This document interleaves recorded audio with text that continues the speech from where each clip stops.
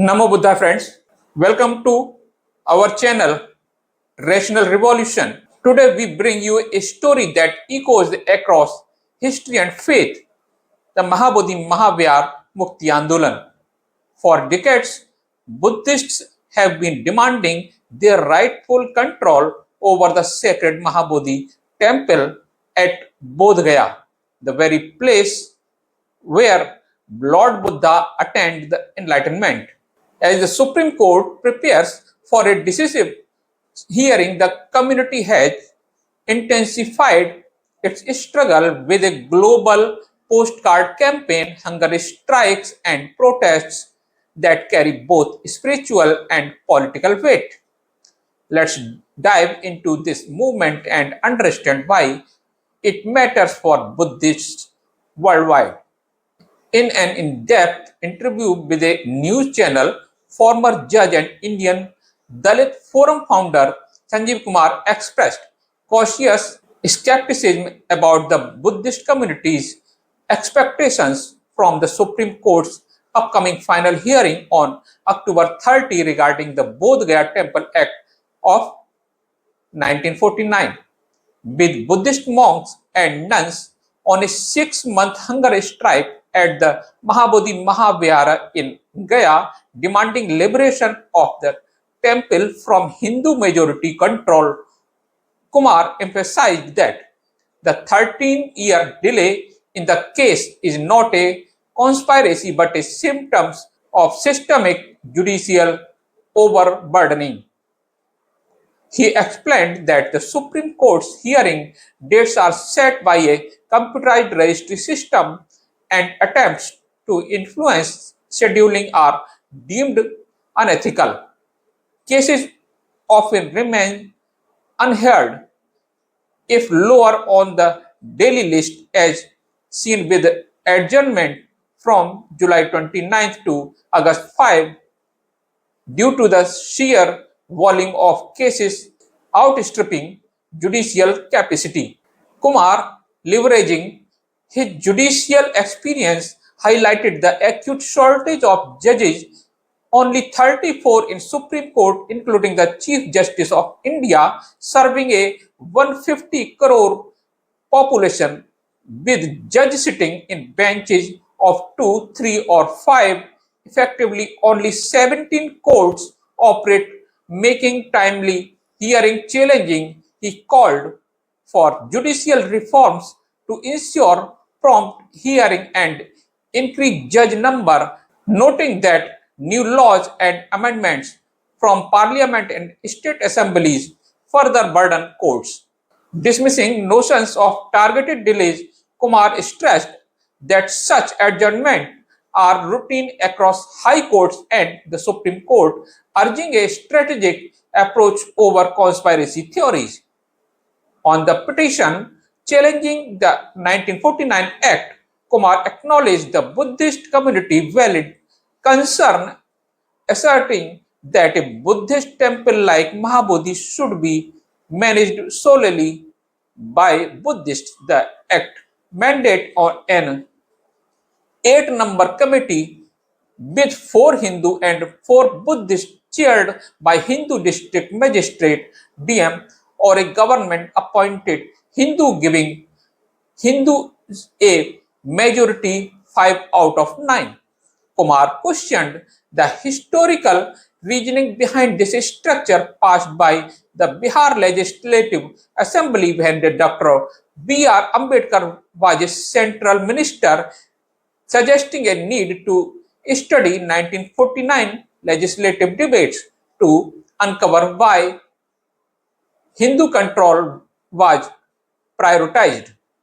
He noted Section 11 of the Act, which allows Hindus and Buddhists of all sects access to the temple and its land for worship and pinddan, prohibiting only animal sacrifice, alcohol, and footwear.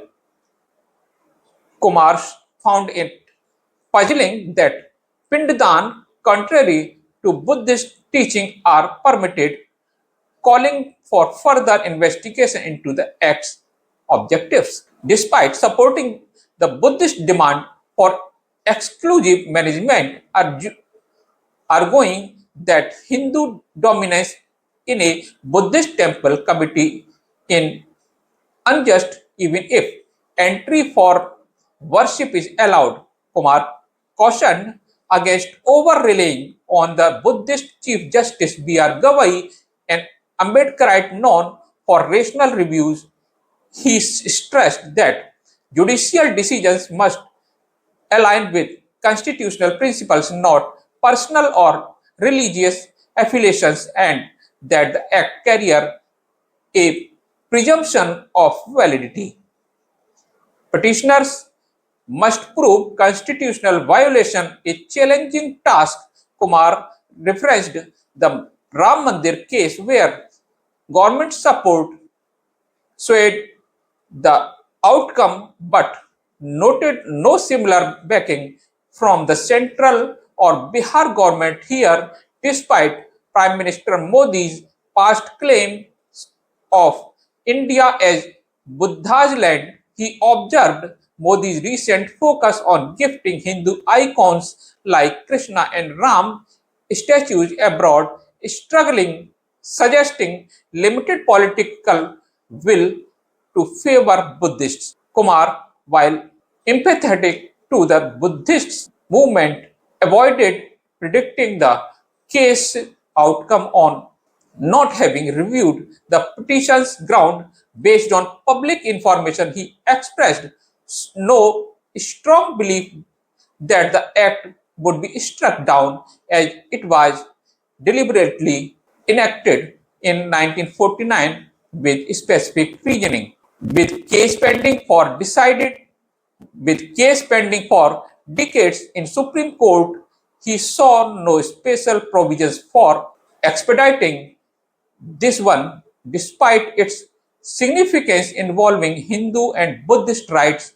Kumar advocated for historical analysis to clarify the act's intent and reiterated his commitment to judicial reform for faster justice, framing the issue within broader systemic challenge rather than isolated basis. The BT Act petition in Supreme Court, the movement to repeal the 1949 Act, often referred to as the Mahabodhi Mahavihar Mukti Andolan, seeks to transfer full administration control of the temple to the Buddhist community. The campaign traces its root to the late 19th century when Bhante Anagarik Dhammapal initiated efforts to restore Buddhist control over the temple, which had been under non-Buddhist management since the 16th century.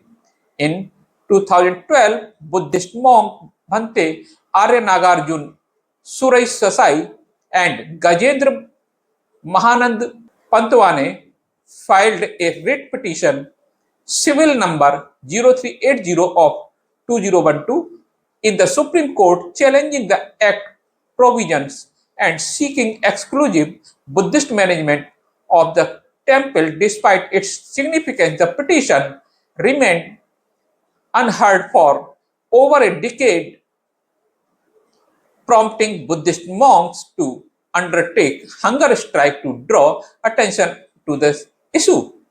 On February 12, 2025, the All India Buddhist Forum launched a indefinite relay hunger strike now over 185 days, highlighting the life-threatening condition of protesting monks. Advocate Anand S. Jondhale, president of the Buddhist International Forum of Peace, filed an intervention plea emphasizing the urgency of situation, nothing that monks' health was deteriorating and that further delay could endanger their lives. Speaking with the Muknaik, advocate John Dale said that during a hearing on May 16th, Justice Deepankar Datta and Prasanna B.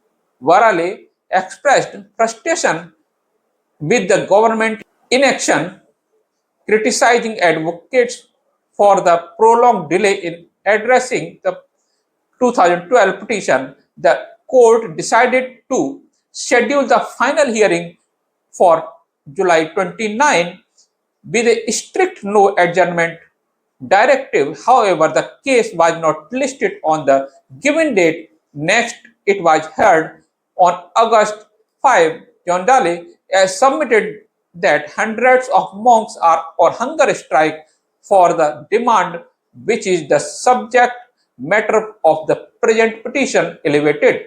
13 years ago, he requested for a fixed date, to which Justice Surikant granted hearing on October 13 for also assuring that it would be the final hearing only. This struggle is more than a legal battle. It's about faith, heritage, and the right of Buddhists to manage their holiest shrine.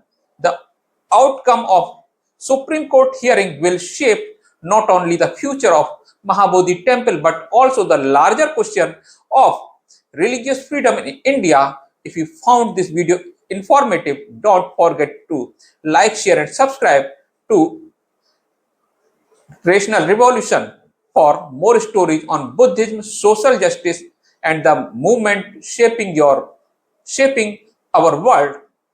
Thank you for watching. Namo Buddhaya.